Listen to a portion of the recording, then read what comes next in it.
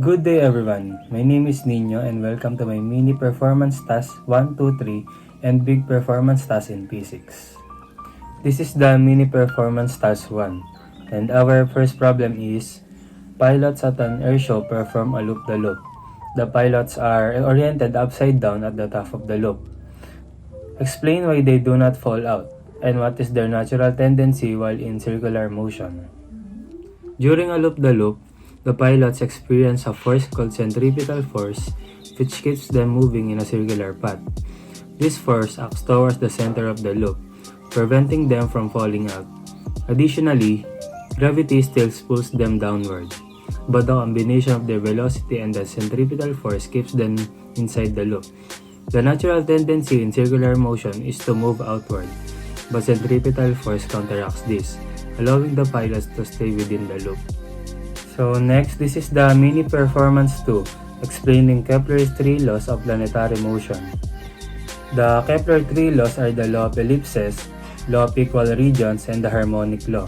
So let's discuss these three one by one. The first law is the law of ellipses. The law of ellipses states that a planet orbits around the sun is an ellipse with the sun at one of the two foci. This indicates the planet move on elliptical routes rather than the perfect circles. And the second law is the law of equal regions. Law of equal regions states that a line segment connecting a planet and the sun sweeps out equal regions at equal time intervals. This means that a planet moves quicker when it is closer to the sun, perihelion, and slower when it is far away, aphelion. And for our last law, which is the harmonic law or law of periods. The square of a planet's orbital period is directly proportionate to the cube of its semi-major axis. The law quantitatively connects the time it takes a planet to orbit the sun to its average distance from it. Johannes Kepler developed these principles in the early 17th century, laying the framework for Isaac Newton's later formulation of the laws of motion and universal gravitation.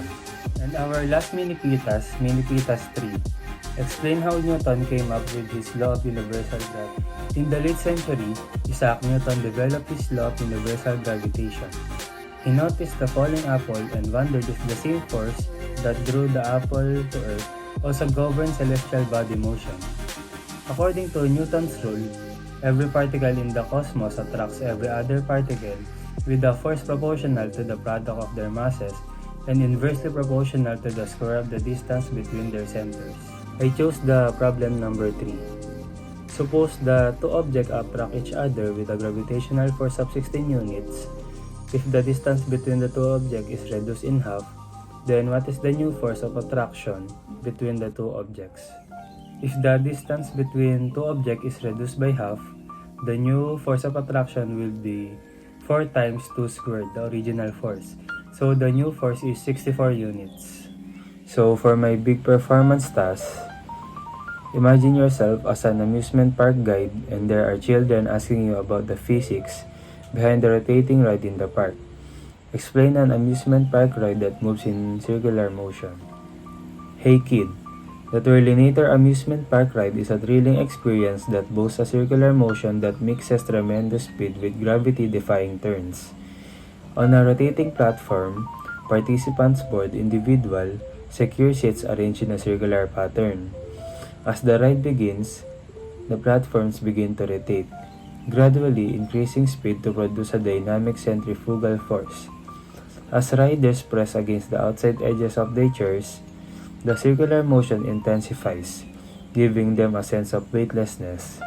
The Twirlinator also has changeable speeds and rotation direction adjustments to give an element of surprise, keeping riders on the edge of their seats. Colorful lights and upbeat music enhance the overall sensory experience, creating a visually captivating and energetic atmosphere.